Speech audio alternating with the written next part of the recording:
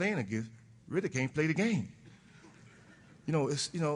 But I respect all players. At 70, Moses Malone still defines what hard work truly means in basketball. Even years after his passing, his name carries the same weight it did when he dominated the paint, a symbol of effort, discipline, and blue-collar greatness. He wasn't the loudest. He wasn't the flashiest. But every rebound he pulled down, every putback he finished, reminded you what real work looked like. For an entire generation of fans and players, Moses represented something simple yet rare, a man who didn't just play the game, he worked the game. When people talk about the golden era of the NBA, they mention magic, style, and highlights. But for Moses Malone, the game was about something deeper: sweat, repetition, and pride. He believed respect was never given, it was earned possession by.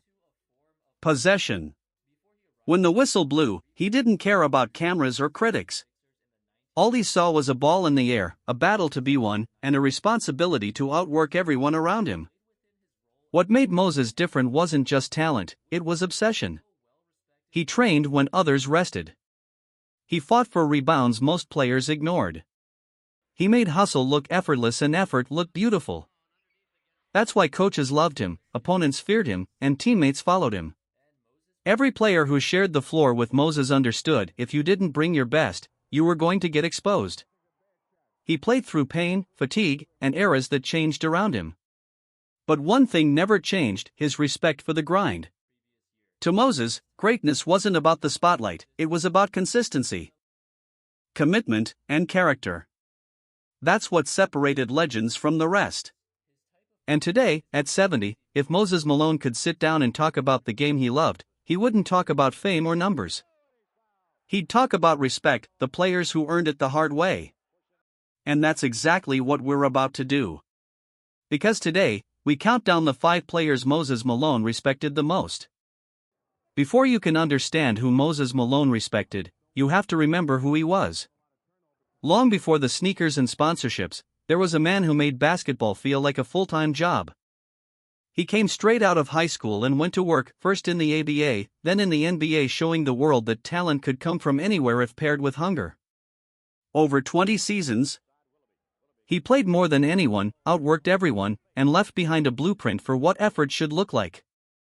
They called him the chairman of the boards, not because of a flashy nickname, but because he earned every rebound with muscle and willpower. 3 Most Valuable Player awards. 1 NBA championship in 1983. And a finals run so dominant that his prediction, FO, became part of basketball history. To fans of the old school, that Sixers title wasn't just a trophy. It was a reminder that hard work still beat hype. Moses wasn't a talker. He didn't need a headline or a microphone. His statement came through the sound of elbows, sneakers, and the thud of the ball hitting his hands. He had that old-school rhythm: box out, fight through, finish strong. When younger players came into the league, they watched him the way kids watch a craftsman: quiet, relentless, methodical. He was never looking for approval. He was looking for respect. For those who saw him play, the memory is still clear: the sweat on his jersey, the stare after a rebound, the calm after a battle under the rim. He didn't just rebound, he reclaimed the game. That's the Moses Malone every fan remembers, the one who made blue-collar basketball beautiful. So when Moses talks about the 5 players he respected the most, you know those names mean something. They weren't chosen for fame or numbers, but for effort, discipline, and heart. These are the men who, in his eyes, embodied the grind, the same grind that built his legend. Now, let's count them. Down, from number 5 to number 1. Number 5, Charles Barkley. When people think of Barkley, they think of power, personality, and raw confidence. But for Moses Malone, it was something deeper. He saw a young man who had all the talent in the world and absolutely no idea what to do with it. When Barkley entered the league in 1984, he was overweight, unconditioned, and out of sync with the professional game.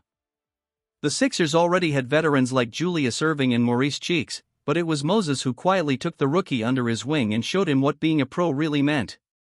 Moses wasn't gentle. about it. He told Barkley the truth straight to his face, that he was fat, lazy, and wasting his gift.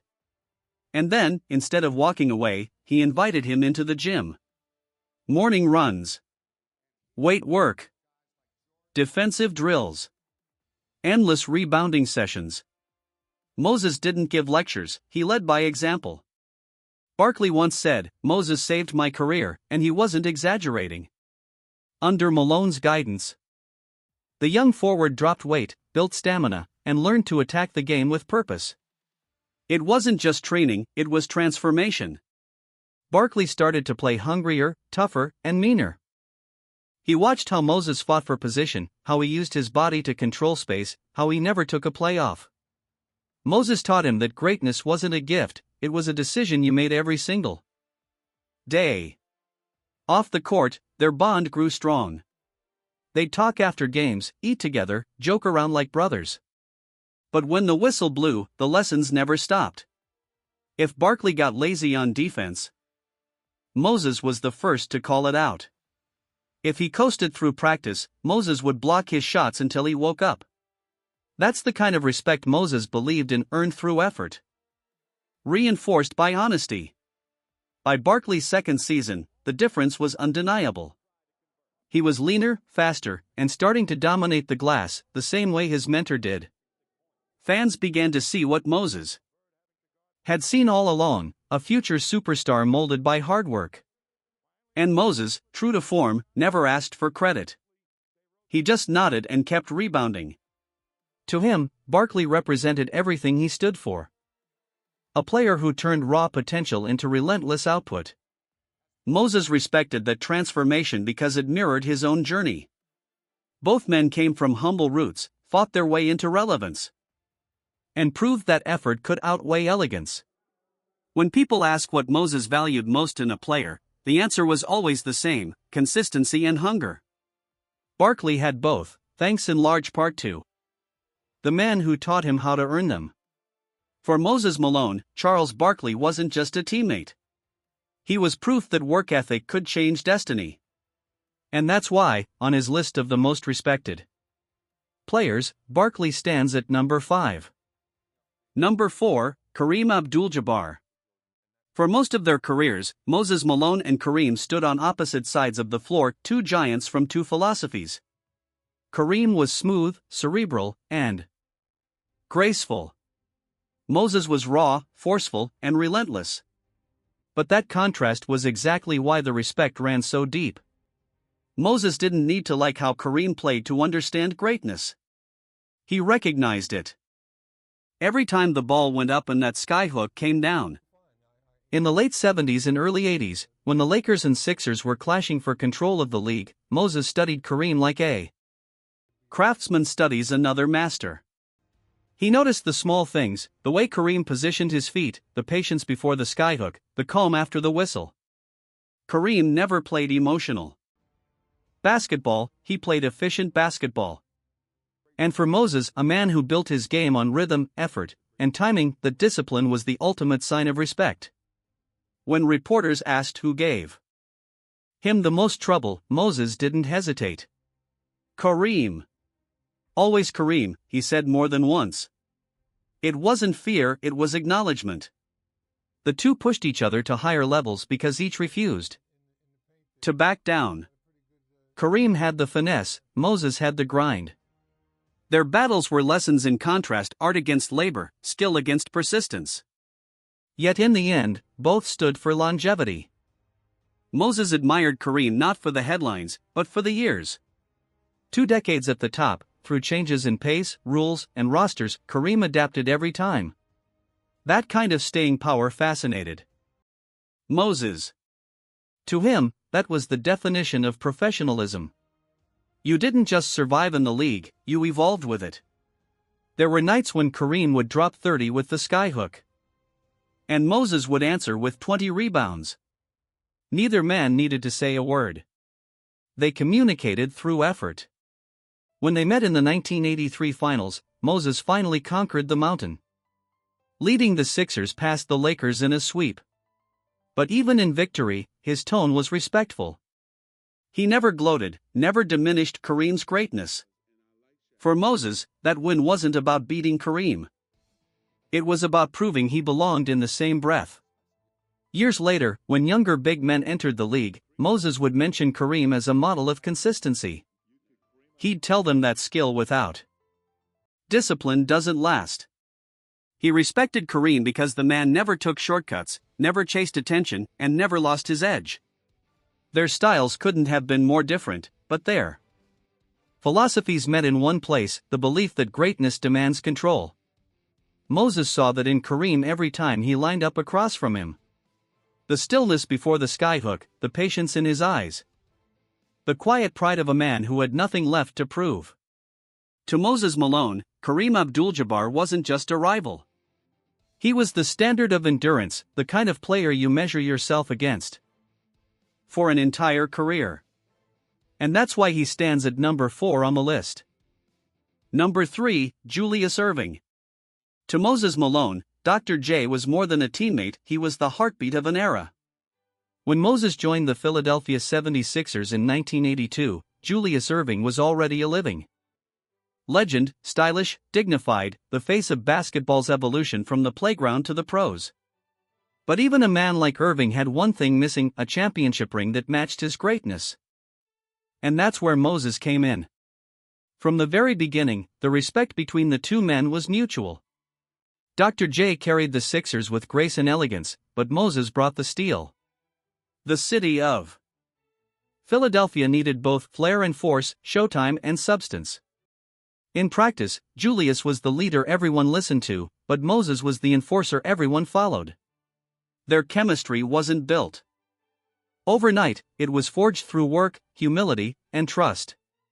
Moses admired Dr. J's professionalism more than anything else. While other stars chased cameras, Julius stayed grounded.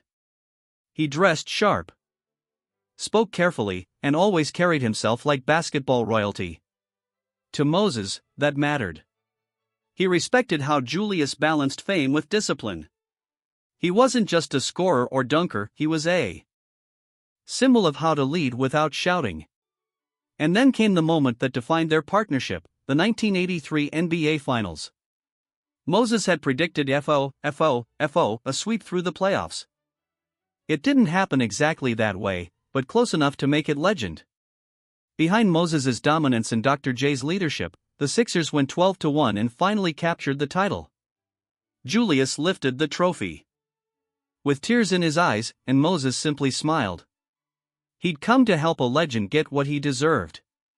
That's respect. After that run, their relationship grew even stronger. Dr. J always credited Moses for transforming the team's mentality, turning talent into hunger. Meanwhile, Moses spoke of Julius the way soldiers speak of captains: calm under pressure, loyal to the core. He often said that Erving made the game look easy, but behind that ease was relentless preparation. Off the court, both men shared a code. No trash talk, no shortcuts, no excuses. They came from different backgrounds. Julius from the suburbs of Long Island, Moses from the gritty heart of Virginia, but their values matched perfectly. Work hard, treat people right, and let your game do the talking. Years later, when Dr. J retired, Moses called him the classiest man to ever play this game. Coming from Moses, that meant everything. Because in his world, respect wasn't about highlight reels or popularity. It was about integrity. To Moses Malone, Julius Erving was proof that greatness and humility could exist in the same man. He saw in Dr. J the perfect blend of style and substance, leadership and grace. And when he looked back on his career, he knew their paths crossed for a reason: to remind the basketball world what real respect looks like. That's why Julius Erving stands firmly at number 3 on Moses Malone's list. Number 2, Hakeem Olajuwon. When people talk about great big men, Hakeem's name always comes up: the footwork, the timing, the calm. But before the dream became the most polished center of his generation, there was Moses Malone, the man who taught him how to survive in the league. The two met in Houston, years before Hakeem became a champion. Back then, Olajuwon had raw talent, energy, and pride, But he lacked the patience and discipline that define true dominance. Moses saw it immediately, and he decided to shape it. Moses didn't coach with words, he coached with habits. He invited Hakeem to work out in the summer, no cameras, no spotlight, just sweat and repetition. He'd make him box out until his arms shook, chase rebounds until his legs gave out, and repeat moves under the rim until they looked effortless. When Hakeem stumbled, Moses didn't correct him softly. He'd say, "You want to be great? Then pay the price." It was tough love, the kind of mentorship that only someone who had lived it could offer. Over time, the lessons sank in. Hakeem began to see the game differently. He learned that rebounding wasn't about jumping high. It was about positioning, that defense wasn't about blocking shots, it was about anticipation, and that greatness wasn't about proving yourself to others, but about mastering yourself. Moses taught him that excellence was a craft built piece by piece. When Olajuwon entered his prime in the 1990s, he carried that philosophy with him. His footwork became the stuff of legend. His discipline unshakable. And every time someone asked where it came from, he gave the same answer: Moses Malone. Hakeem called him his mentor, his guide, the man who taught him how to work like a professional. Moses, in turn, took quiet pride in watching Hakeem succeed. He never tried to claim credit, never needed to remind anyone of his role. That wasn't his style. He respected Hakeem because the younger man absorbed the lessons and carried them with grace. To Moses, Hakeem represented continuity, the next great warrior in a long line of hard-working big men. Their bond went beyond basketball. It was about respect between generations, one man passing the torch to another, knowing the fire would burn just as bright. Moses admired Hakeem's humility, his balance between faith and competition, and his refusal to take shortcuts. He once said, "That kid gets it. He plays the right way." By the time Hakeem lifted his 2 NBA championship trophies in the mid-90s, Moses was long retired, but his fingerprints were all over those victories. Every pivot, every rebound, every quiet celebration carried echoes of the man who had shaped him. For Moses Malone, Hakeem Olajuwon wasn't just a student. He was proof that greatness could be taught, earned, and refined. He embodied everything Moses believed in: discipline, consistency, and humility wrapped in dominance. That's why Hakeem stands tall at number 2 on Moses Malone's list of the most respected players. Number 1, Bill Russell. For Moses Malone, no player ever captured the essence of basketball quite like him. Bill Russell wasn't just a winner, he defined what winning looked like. 11 championships in 13 seasons. The anchor of the Boston Celtics dynasty. The man who proved that defense, effort, and intelligence could build a legacy bigger than any stat sheet. And even though they came from different generations, Moses saw Russell as the blueprint, the standard every big man should measure himself against. When Moses came into the league, the game was already changing: faster, flashier, more offense-driven. But Russell's shadow was still there, a constant reminder that leadership wasn't about points, it was about presence. Moses respected that deeply. He studied how Russell spoke to teammates, how he anticipated plays before they happened, how he controlled games without needing to dominate the ball. That kind of mastery spoke to Moses more than any highlight ever could. To Moses, Russell represented the ideal of selflessness. He wasn't chasing glory, he was chasing victory. Every rebound, every block, every sacrifice was for the team. That mirrored exactly how Moses approached his own career. He didn't care who scored, he cared who worked. He'd often say that basketball rewards effort, not ego. And Bill Russell was living proof. Even though they never played against each other, their philosophies were identical: play hard, stay humble, and make everyone around you better. Russell once said, "The most important measure of how good a game I played was how much better I made my teammates play." Moses believed that down to his core. He didn't idolize players who filled up box scores. He respected those who made winning contagious. Russell also stood for something beyond basketball: dignity, courage, and conviction. He played in an era filled with social tension. Yet he carried himself with class and strength. Moses admired that from afar. He understood the pressure of being a leader, of representing something larger than yourself. To him, Russell wasn't just a champion, he was a man of purpose. Whenever younger players asked Moses what greatness meant, he pointed to Russell's name. "You want to know what a real player looks like," he'd say. "That's the one." Because for all the talk about modern dominance, Russell's consistency, discipline, and mindset were unmatched. He proved that you could be quiet and still command respect. You could lead without shouting. You could dominate without boasting. Moses built his career on those same values. Rebounding wasn't about glory, it was about doing the work nobody else wanted. That's what Russell embodied, and that's why Moses carried his lessons into every locker room, every practice, every game. In the end, Bill Russell represented everything Moses Malone believed.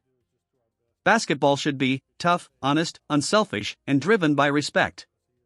To Moses, Russell wasn't just part of history, he was history. The foundation of what every true competitor aspired to be. That's why, when Moses Malone named his 5 most respected players, Bill Russell stood alone at number 1. Because even for a man who built his life on hard work, there was still one player whose work defined it all. 5 names. 5 reflections of what Moses Malone valued most in basketball.